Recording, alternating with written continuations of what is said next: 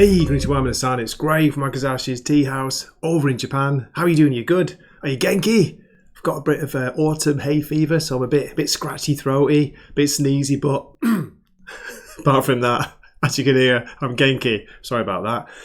Before I start with this week's picks for this week, ones I'm looking forward to, let me shout out 4 comics from last week, which I do really recommend. I did a review of this one. It was Batman The Last Halloween, issue 1, from Jeff Loeb and Eduardo Risso. Really, really good. Do check out my review if you've not seen it. That's a big recommend. Next up, we have Wolverine Revenge, issue 2, from Jonathan Hickman and Greg Capullo. Yeah, I think I enjoyed this one more than the first issue. This is issue 2. Definitely worth checking out if you're looking for some good Wolverine action. And following that, 2 recommendations, 2 releases from Mark Miller last week. Yes, we had Nightclub Volume 2, Issue 2. Just such a good story. Really gets teenage angst almost, the problems that teenagers have. There's a big twist in this story which I didn't see coming. Really good. It's like, what's going to happen next? And we also had Magic Order Volume 5, Issue 1, which came out. Now, it's probably better to have read the ones before, but if you haven't, I still think you can enjoy this issue. It's wow, it starts with a hell of a bang, literally. A horrific start, every parent's nightmare at the beginning, and just leads you down a twisty-turny path to some, weird magical mystery. What is going on? And again, there's another big twist in this at the end with the characters, which I didn't see coming. So, 2 big recommendations this week. I reckon those 2... Batman Last Halloween, I loved it, but I think the 2 Mark Miller issues, they were probably my favourite comics from last week. Okay, let's get on with my picks for this coming week, October the 2nd it will be, Wednesday, October 2nd, 2024. Yes, Halloween season is almost upon us. You want to see something really scary? You bet. Starting with DC, with the return of the classic DC logo. Look at that on the cover there. Great seeing that. Wow, that takes me back. Feel like returning to Batman, going to give it another chance. Give Chip Zdarsky's run another shot. We've got art by Jorge Jimenez, colours by Tomo Murray.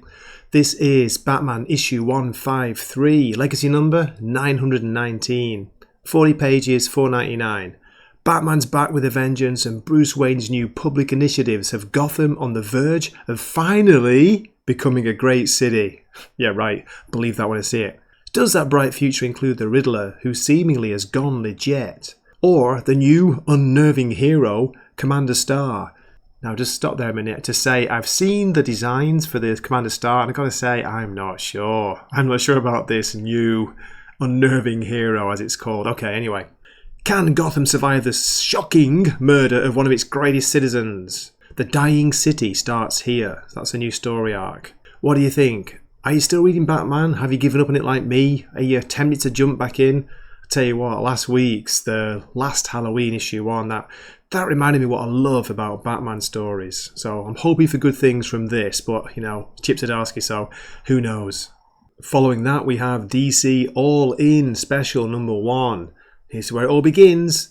This is actually a very rare value for money comic from DC, if you can believe this, because it says 64 pages for $4.99. So yes, I'm on board for this. And by the way, I've seen inside, I've seen the interior art. There's 2 different styles. The main style is brilliant, really good. I think that's by Daniel Sampere. Also, Dan Mora is listed, but I don't know what the difference is between which parts they're doing. There's 2 stories going on side by side from what I've heard. You've got the main Justice League story and the Dark Side story too. So this is following on from Absolute Power. Darkseid has returned, surprise surprise. Superman gathers every DC superhero on Earth to hold a line against a vastly different version of the Lord of Apocalypse as they raise cosmic defences and prepare for war. Gorgeous wraparound cover here as well I think it's by the main artist, Daniel Sampere. And there's a few variants which look pretty sweet as well. So, how about you? Are you going to go all in, ladies? Nice. And one more from DC, a bit of a wild card this, bit of a surprise. It is DC Horror Presents Creature Commandos, issue 1. This is written by David Dasmalchian, and it's got art by Jesus Hervas. $4.99 for 32 pages. A vampire, a werewolf, a gorgon, and an undead soldier walk into a grocery store, and all hell breaks loose. This is the Creature Unit, a team of misfits assembled by a madly talented scientist for a dangerous military mission. In this brand new era of creature commandos, penned by Count Crowley creator David Dasmalchian, the claws are out, fangs are bared, and blood is spilled, lots of it. Yeah, I know it does kind of sound like the Suicide Squad, and it does read a bit like that because I've been lucky enough to read a preview, a reviewer's copy. But you know what? I had fun. I enjoyed it. So I'm putting this on the list to watch out in case you're not sure. I'm not saying it's great. I'm just saying it was good. It was decent. And yeah, most of all, it was fun. 1 of 6, it says here on the cover, so a 6-issue miniseries. Alright, moving on to Marvel Comics, we've got X-Men issue 5, legacy number 305. 28 pages, $4.99. Written by Jed MacKay, pencils by Ryan Stegman, inks by JP Mayer, according to League of Comic Book Geeks, but that might be different, I'm not quite sure. While the X-Men engage the social media sociopath upstarts, Kid Omega and Psylocke dive deep into the mind of a troubled mutant. Silence. Psychic rescue in progress. But Quentin Quire has never been good at keeping his mouth shut. Now this reminds me, because I did this quite recently with Jim from Weird Science Comics. We're going through some Grant Morrison titles and we were doing New X-Men, and there was like a silent issue of New X-Men where you had Emma Frost and Jean Grey going in trying to save, who was it? Trying to find what's happened to Charles Xavier, that's right. That was a really good issue, by the way, if you can find it. I can't remember the number off the top of my head. It's something like X-Men issue 118, 19, 20, 21, around there. Sorry about that. Lose 20 nerd points. So with this, with X-Men, as I said last time, I'm still really on the borderline of like just to drop it or not because, I don't know, it's been very hit and miss. But this cover, I love this cover for a start. So, hey, you know, I know how foolish covers can fool me, but yeah, we'll see what the story's like, but I am very close to dropping this. Right, now this is the one I've been waiting for. It is Get Fury issue 6, the concluding issue, written by Garth Ennis with art by Jason Burrows. You thought things were looking bleak and rough last issue? You were right, but things get worse for our heroes. That's all we get for synopsis, so yeah. But look at the cover for a start. It says, The Last Stand of Frank Castle and Nick Fury. Great looking cover. Looking forward to seeing how Garth Ennis wraps it all up. Have you been enjoying this? Because I know I have. Now let's move on to indies, and from Image we have Redcoat issue 6, written by Jeff Johns with art by Brian Hitch. The fate of America rests entirely in Simon Pure's immortal hands, though he'd rather drop it and run. Simon, Benedict Arnold and 13-year-old Albert Einstein face off against the hooded cult master, the Grand Architect. Will Simon risk his immortality to save Einstein and America? Also, Simon tests the true bounds of his eternal life, and the result will terrify both you and him. These comics, these Ghost Machine comics, so far, they've all been $3.99, 32 pages, high quality art, great covers. This has a wraparound cover. If you're not reading Ghost Machine, you need to jump on. Any of the titles so far have been great. Redcoat, Geiger, Rook, Exodus, and we have another one coming out this week, which I'm going to get to right now. Just in time for October and Halloween season, we have Hyde Street issue 1, a series premiere. Written by Jeff Johns, pencils are by Ivan Reis or Rice, inks by Danny Mickey, colours by Brad Anderson. A new epic era in character-centred horror begins as Ghost Machine launches Hyde Street. In every city and town, off every country road and Metropolis Avenue, if you make a wrong turn, you might find yourself on Hyde Street. But be careful who you talk to and what you do, because the consequences make death itself seem like the easy way out. Introducing Mr. X-Ray, Pranky, the world's most dangerous scout, Miss Goodbody, and many more. Wait a minute, Miss Goodbody sounds like a James Bond character. They are out to delight, fright, and say goodnight. What is their secret and that of Hyde Street? Only they know for now. Tell you what, looking forward to this. It says 40 pages, again only $3.99. The art's going to be amazing because it's Ivan Rice, so looking forward to it. Come on! Are you pulling this? Do let me know in the comments. Next up from Oni Press. Oni! Cruel Universe issue 3. written by a number of people, with art by a number of people. Let's have a quick look. It says here, in this issue, Cullen Bunn and David Rubin, Jay Holtham and Cano, and Zach Thompson and Dan McDade begin a manned expedition to the extremes of human existence and imagine the terrifying possibilities of what to expect when the best of intentions meet the cold, hard reality of our worst instincts. Tell you what, some people love writing ridiculously long sentences in these synopses. So, Cruel Universe is basically, 3 stories. It's an anthology series. You get 3 or 4, usually 3 stories, short stories in each issue. It can be hit and miss, that's the way it goes with anthologies, but you can't knock the quality. The people creating this comic, they're doing their best to make a really good product.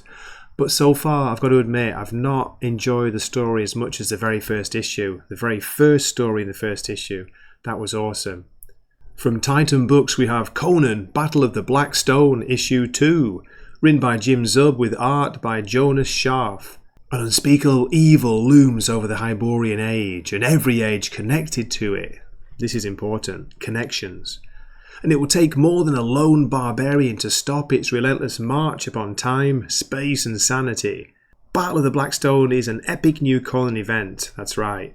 It's basically bringing the different universes of Robert E. Howard together, making almost like an adventure team series. So far only 4 issues are listed, but I forgot to say this is $3.99. Doesn't say the page count, but probably around 24 to 30. The first issue was a cracker, really good, worth checking out. Are you going to be picking it up, or are you waiting for the trade paperback? Okay, and from Dark Horse we've got Nemesis, Rogues Gallery, Issue 3, from Mark Miller, Valerio Giangiordano, and colours by Lee Luffridge. This is part of the Miller World series. Are you reading it? Because come on, if you're not, you're missing out on one of the craziest, baddest, maddest, and dangerous to know comics out there. Nemesis has murdered thousands of innocent people over the course of his career, but these actions have consequences when 4 fathers of the slaughtered kids get together with super tech technology and decide to take him down hard. It's a revenge story, but who's getting revenge on whom? 32 pages, $4.99, the higher price point now with Dark Horse, seems to be the way it's going.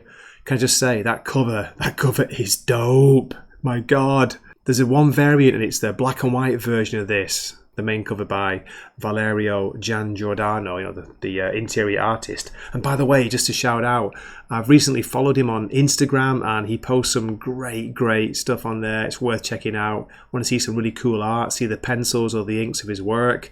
Do check it out. I think it's just under his name. And my final pick for this week is from Oni Press yet again. This is an unknown series. It's a new series. It's a bit of a wild card. I don't like saying that. I know, what can I do? Skin Police Issue 1 from writer Jason Thomas, art by Daniel Guette, colours by Jason Wordy. A sci-fi action spectacle that will force you to trust no one. In the year 2142, fertility levels around the globe plummeted, and a black market for illegal clone babies emerged. Millions of parents use their own genetic material to welcome these new children, only realizing the horrific consequences far too late. To get an idea of those consequences, just check out the cover there if you can see the screen. At some point in their life cycle, 3 out of 4 of these genetic duplicates transform into psychologically unstable killing machines known as dupes. Or is that dupes with British English? D-U-P-E-S, dupes. Fortunately, the United Nations of Europe has decided to take an active role in containing the growing threat. Their specialised task force has taken up the unenviable task of hunting dupes before their violence can spread. Get a bit of a Blade Runner replicant vibes to this, also like a 2000 AD story maybe. The worst part of the job, we're told, it's always the ones you least suspect. This is a new series. It's $4.99. It doesn't say the page count. Hopefully it's an oversized issue. We'll have to see. But Oni Press have been putting out some decent things. So yeah, I want to give this a shot. I like the cover. If that's the same as the art inside, I think I'm going to enjoy it. Let me know what you think in the comments.